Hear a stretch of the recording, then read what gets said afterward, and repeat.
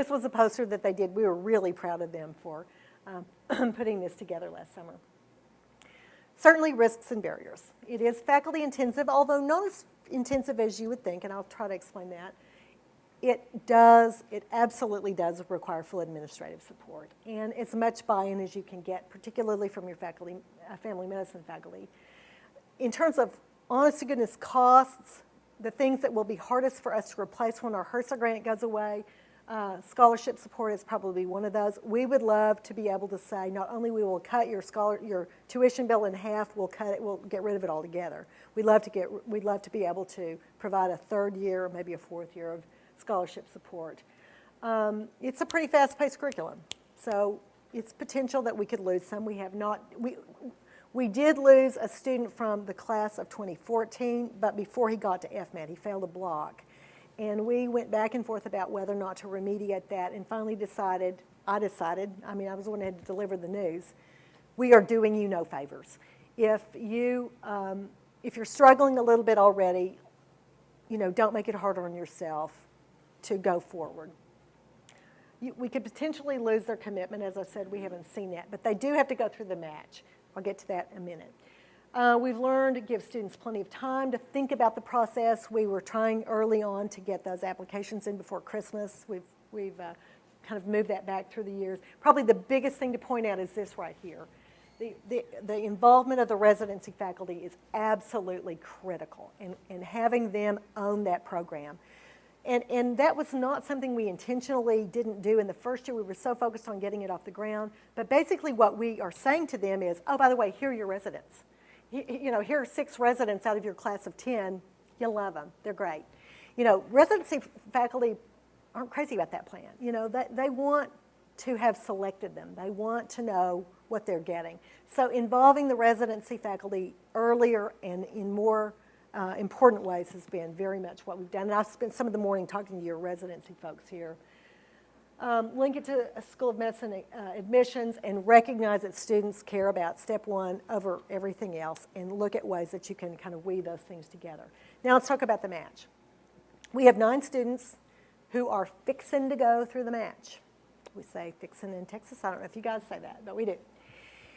If you know anything about the NRMP, you know that these are people who have rules that you do not want to violate.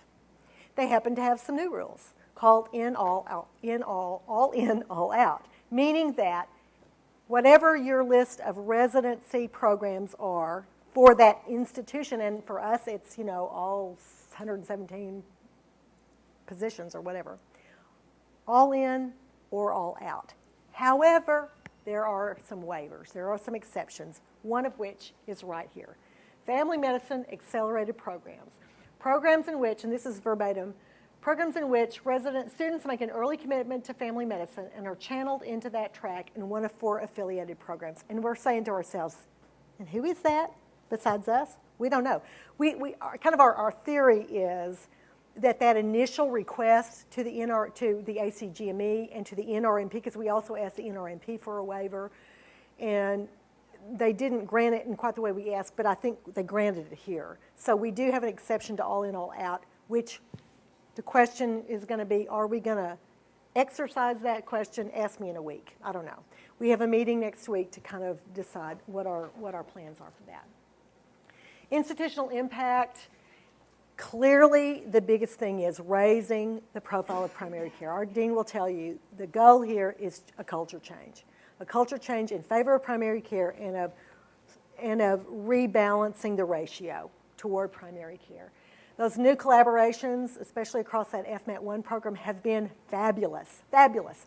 The guy who teaches anatomy, clinically oriented anatomy, is the guy that we paired with musculoskeletal people who happen to be our sports medicine fellowship folks. He said, I needed to have been following them around for years. It has been such an eye-opener to me to see what this looks like from the physician's point of view. It's been so valuable to me. And I've heard that over and over and over again from the basic science faculty who, are kind of seeing the trajectory of the teaching that they do in those basic science courses and how that tees up these kids to do well in their clinical years. So that has been wonderful. Now, let me just tell you, we don't pay those guys. We don't pay them anything. They do it for love. And they were truly handpicked. You know, the dean and the curriculum folks, the associate dean said, oh, you need Luther. Oh, you need Tanner. Oh, you need, Martina Zagulon. You need Jeanette Dufour. She's great on diabetes. Get her. So, these people all get a call saying, the dean says you'll do this. Will you do this? But I tell you what they do it for. An iPad. We got them all iPads. We give them as much travel money as we can, and we put them on everything, meaning posters, presentations, all that kind of thing. So there is some professional development in CV building that we try to do that. Now, in terms of the national attention, you'll notice the last one. Here's Betsy standing right here at MCW. So thank you, Jeff Morzinski has invited my dean and me to be plenary speakers at the STFM meeting in San Antonio. So there's been a lot that's come out of that, and I'll just point you to this. I mean, this is a partial list. I could probably update this. And these are places you've heard of. You've heard of Newsweek. You've heard of USA Today. You've heard of Fox Business. They are very interested in this. Everybody is really interested in this. So in terms of the profile of the institution, it's been very good publicity so far. Okay, this is a question you guys are really wondering. Can you really get rid of that fourth year and call these kids competent? Well, what is competency and how you measure it? That's a different question. But can you get rid of the fourth year? We would argue that you can. If you have the sponge full of fourth year and you squeeze it out, what's left? Really not very much. And again, these students have done the two things you expect the fourth year to do. They have chosen a specialty and they have chosen a residency program. So a lot of that time and energy that gets spent in the fourth year is simply not necessary. Whether they're competent, whether they are losing out on kind of that growing independence that you get in fourth year, clearly that's a loss. But if you select them well, if you keep an eye on them, if you do a lot of close mentoring with them, and you know what's coming to you as residents, the trade-off we feel is worth it. Okay, a few tuition issues. I did a presentation back in May at a Beyond Flexner conference. It was really looking at resource use and tuition issues. How do you cope with the loss of tuition? I called my dean and I said, I need to know your answers. So this is what my dean told me as answers. He said, it's really not that much money. We just flat won't miss it. We did increase the class size. That was one offset to it. We fund that tuition scholarship because we've got money. We've just made that a priority, how we allocate that money. Could you do the program without offering that 1 year? And the answer is we don't know. We may ultimately need to do that if the sources are not available. We don't think that will actually be the case. Could you replicate at a school with a higher tuition model? And this would be you guys, his answer was, unless you have a really big chunk of your class. If you had a third of your class, fourth of your class, a third of your class, or more, you probably are not going to feel it that much if you implement a program like that. If you implement it at a 10 kids, 6 kids, 10 kids, 12 kids, you probably won't feel it as much. Again, institutional profile from the departmental standpoint, for us, it has truly raised the profile for family medicine. Every single faculty member, we get called out somehow. Again, so far, all good, all good. The dean's talking about, we've done this, we've done that, what's going on with the FNAP program. We've certainly got a lot of press. Are we getting resentment from the other clinical departments? Well, I've told this story several times. When we very first started talking about this, the very first words out of my mouth, and there were two of us who made the presentation at the EPC meeting, which is our educational policy meeting, the very first comment came from, we have kind of like your WebEx, we've got a tech-linked meeting that's all video, so we're seeing little pictures here on the screen. Came from the chair of the Department of Surgery in Amarillo, who said, we got to have one like that for general surgery. Can we have an accelerator track? And that's really probably what we're hearing as much as anything. How do we get in on the action? We actually had a meeting also with those same faculty to talk about how can you do that. They have a little different series of issues. And again, going back to that slide about who stays in primary care, how can you keep them down on the farm once they've seen Paris, sort of a thing? Can you really be sure that you keep them where they are needed in the places where they're needed? You've got to kind of look at what the incentives for that, the sticks and the carrots are. So it's not impossible. If we're getting much grousing outside of family medicine, they're keeping it on the down low. There probably is some, but everybody knows you don't say that in the presence of the dean because the dean is so bought into that, and we'll take it. One thing that I will point out as being maybe a not so positive experience from the departmental level is here, and again, I didn't even, this sort of hit me in the face with a series of emails a couple of months ago, is we do have lots of people involved. So we've got everybody who teaches in FMAT 1, everybody who teaches in FMAT 2, the people come in. So we've got a lot of faculty members who really feel like they belong to the FMAT club, but not everybody. So there are, another handful of people, and we don't have a huge faculty, but we do have some people who are not. They're not. They're off doing other things. And they're kind of sitting back and looking at their friends going, why am I not on, your CV grew by 4 presentations this year, all on FMAT. Mine grew by 0. I'm not really benefiting professionally as much as my peers are because I'm not, considered part of the FMAT faculty. And that was, again, one of those things that you're too busy trying to get things implemented to really see what some of what's going on out there. So that's just one of the, things that sort of snuck up on us. Our resources are, as I said, a hugely supported, motivated dean, enough faculty members, particularly to have that 1 to 2 mentoring in the second year. We've got, as it happens, our associate dean for admissions is one of our family medicine faculty members. She also teaches the neuro block in FMAT 1, and she also does a lot of teaching, so it's great to have her really at the party. Same with associate dean for curriculum. He's actually a basic scientist, but he's really, really invested in the program to doing it well, and we do have a HRSA grant. I will say that just a few of the faces that make this happen. We have also found that even on a micro level, this is pretty fundable. The iPads that we bought for all the faculty members, that came from a little bitty grant. $12,000, 15, I can't remember what it was. And that was a local group that, we sold this to. This is a really great opportunity for us to be building the primary care workforce in West Texas. We've got this one little need we've got, is this something that you'd be willing to help us fund? So, from a funding standpoint, we've been really, really pleased about that. I don't know that I've pointed out that we also have a HRSA residency grant, and there is a piece of that will ultimately support these students once they get into residency. So going back to kind of the triple aim, how are you going to get there? Well, we would propose that it's a new model, and if you've looked at any of the COGME graduate, Council on Graduate Medical Education, they have really addressed this whole primary care issue. And they ask for drama. They say you've got to make dramatic changes, and they specifically call out acceleration as one way to do that, as a way to really change the culture toward primary care. So one thing I will say before I forget to say it, if you've got a copy of my flyer, at the bottom, I think, of both pages, there's a website. That really just gets you to the family medicine webpage at Texas Tech.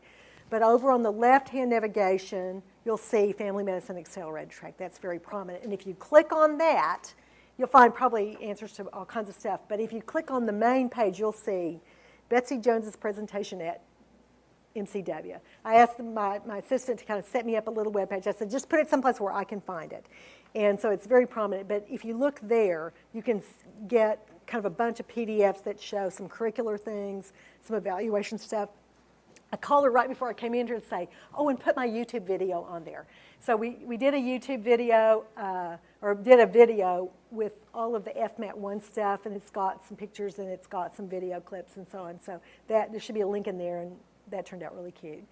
So take a look at some of that stuff. And if you have any questions, I would love to answer them. The one last thing to say is that these programs are not best done in a vacuum. We need to be sharing as you guys look to developing projects like this or similar, as our friends at Mercer, at LSU, at Kentucky, lots of people who are talking to us about it, who are lots of eyeballs on us waiting to see how we do. As all of that happens, we need a consortium to kind of come together, look at shared curriculum, look at shared best practices, come to each other's programs and say, this is what we're doing, how we're doing it, steal from each other all the best ideas. So we're hoping that we can continue to do that with you guys. So that's it. I'll be happy to answer questions.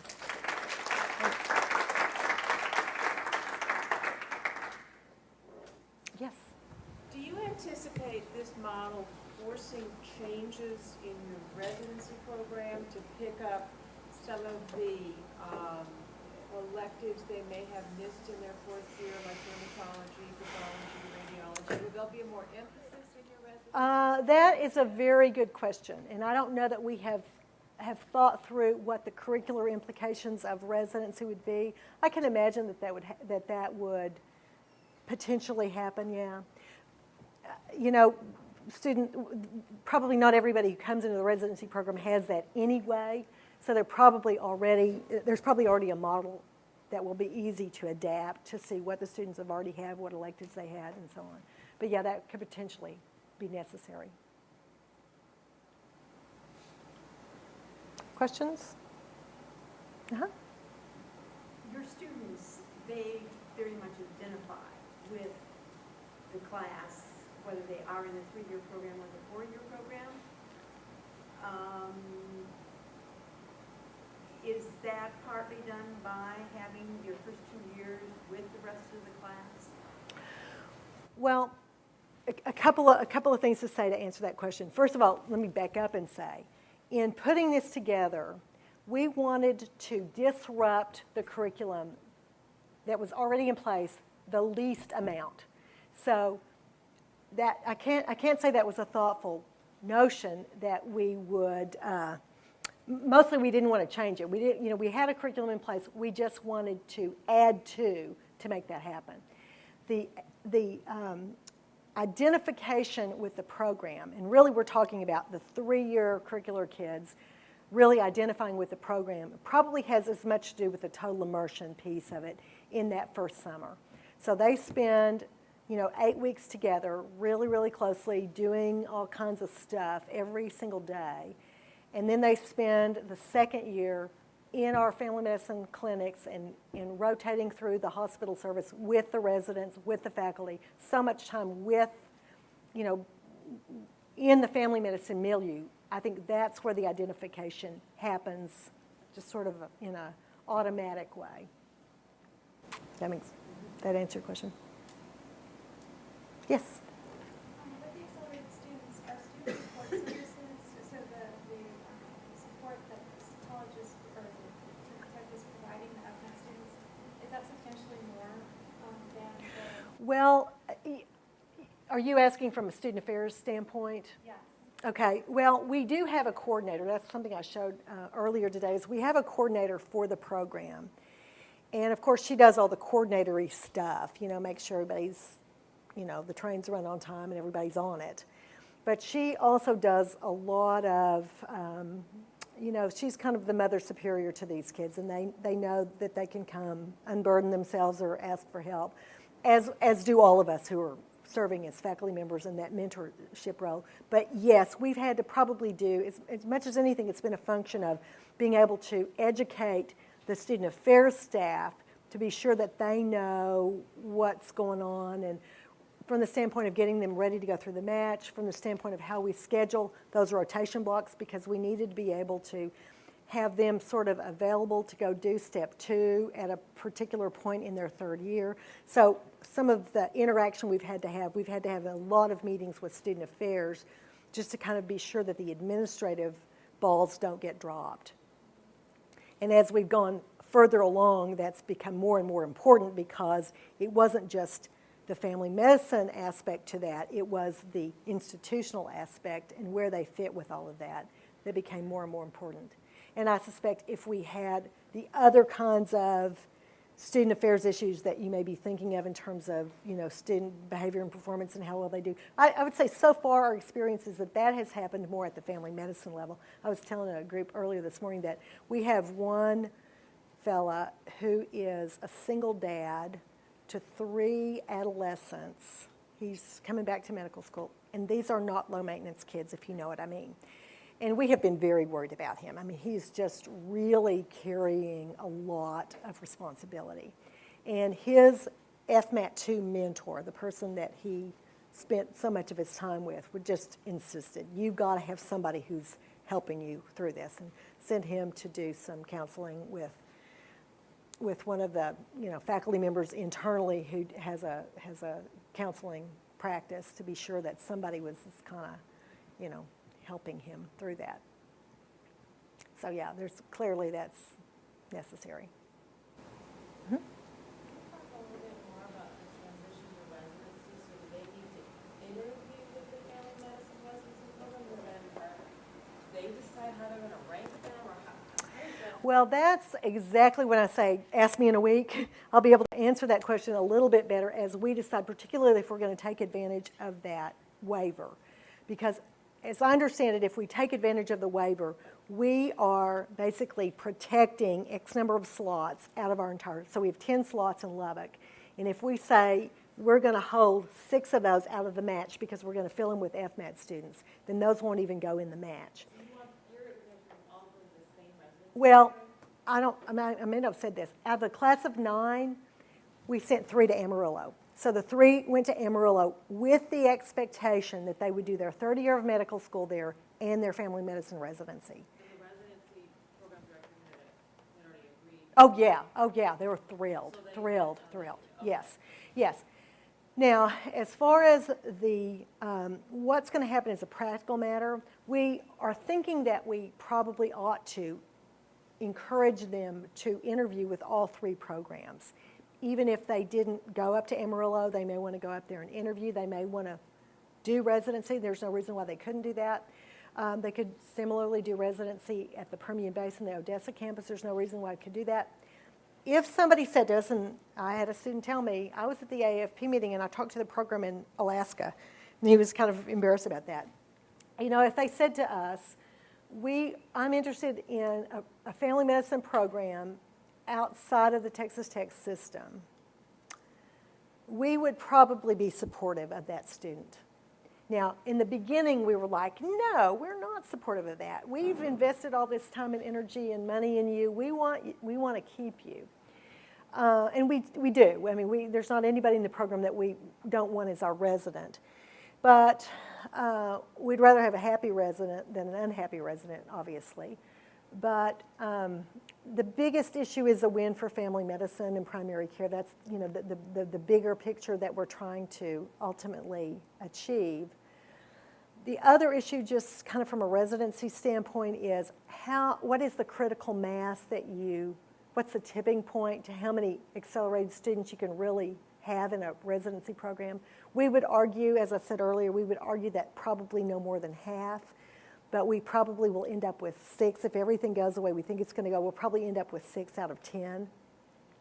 How will they get ranked? Well, if we don't take advantage of the waiver and hold those out, they will probably not be ranked 1 through 6. They will probably be ranked 5 through 10 to leave us, from an algorithm point of view, 4 slots of students outside of the FMAT program.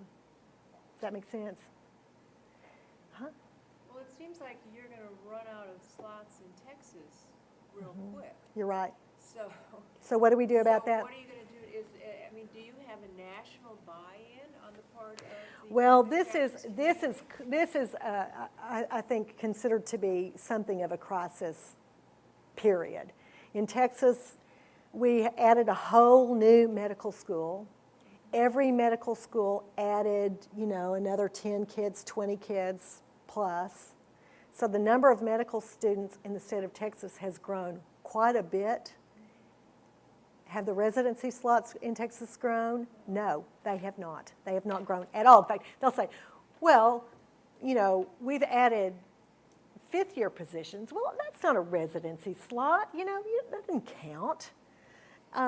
So that needs to happen anyway. We took advantage of the HRSA PCRE grant. So we went from an 8-slot program to a 10-slot program with that additional funding to do that. We're also looking at adding rural tracks, because one of the problems we do run into, we're a community of 250,000 people, period. I mean, we're not a huge community. So we can saturate pretty easily, especially if we want our residents to all have adequate numbers, you know, of OB and patient care, whatever it is they need to have. So if we don't have the patient population to account for that, then, you know, that's not good. So looking at, specifically we have a rural track program in Plainview, which is about 50 minutes north. We're looking at developing something similar to that in Littlefield or Levelland, these communities to the west, Brownfield to the south and west. Some of the other small communities in Texas that could potentially accommodate 1 or 2 residents as additional training sites, because that is a problem of potentially having enough slots. And that also plays into that how many FMAT students in any given class is healthy and how many is too many. So let me come back in a year and I'll give you guys an update on how the match went, how the students are doing, what the residency programs are saying, what's happened to the next class, you know, what's continued to be kind of our metrics with all this, because it's, you know, the boat is sailing and we're just trying to be sure we don't fall off of it. Okay, thank you very much.